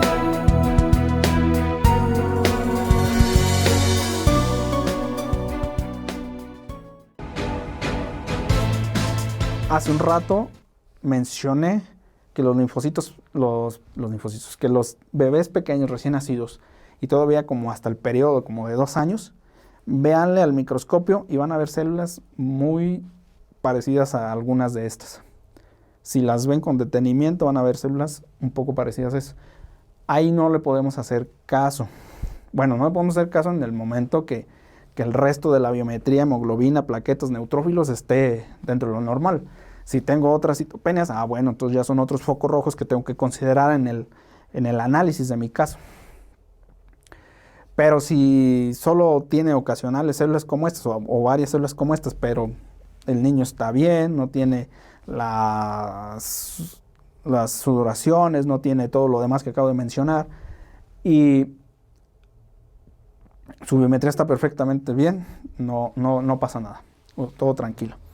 Lo que pasa es que cuando realmente se afecta, pues esto es muy evidente, no hay una cosa así como que medias tintas en una leucemia aguda, excepto en un médico que le dé tratamiento puede darle tratamiento como prednisona, que la prednisona se usa como parte del cóctel que le dan a un paciente con una leucemia de estas. Entonces la prednisona puede hacer que sí bajen estas células momentáneamente, se corrige un poco la hemoglobina, las plaquetas y todo, dices, bueno, parece normal la biometría, pero si no sabías que le dieron prednisona, pues te vas a confundir en esa parte. En realidad, siempre está afectada la hematopoiesis y siempre tiene citopenias. Aquí hay un punto muy importante. Aquí estoy mostrando unas fotos de unos precursores que se ven no muy aumentados en cantidad. Pero puede haber leucemias de precursores que ya tienen 190,000 leucocitos. Entonces ya hasta con los ojos cerrados dices, bueno, pues esto no es normal. Una proliferación en un paciente de 190,000 jamás en la vida. Entonces, y aparte ese sí va a tener muchas manifestaciones B porque tiene un montón de proliferación celular. Vean, otro tipo de fotografía. Y estas fotografías puse de nuevo, me enfoqué en células que tienen algunos pseudópodos, aquí. Algunas personas han llegado a llamar estas células en timón de barco, también a estas prolongaciones le llaman blebs. Pueden ver, pueden llamarse de muchas formas y muchos tipos. Pero si a mí me preguntan, lo que más me llama la atención es que apenas aquí se ve poquito citoplasma, aquí se ve poquito y casi paralelo. Un precursor en muchas ocasiones es así. Casi no le ves el citoplasma, casi es puro núcleo. Acá pues sí tiene un poquito más de citoplasma, pero igual así como un mieloide o el tamaño de un mieloide, tampoco. Y cabe mencionar que esta cromatina es un tanto común en los precursores. No es una cromatina ni fina ni gruesa, se ve como irregular, porque miren, esta sí es más fina, pero esta de acá se le ha denominado cromatina amorfa. ¿Qué es una cromatina amorfa? Imaginen que tienen una cartulina.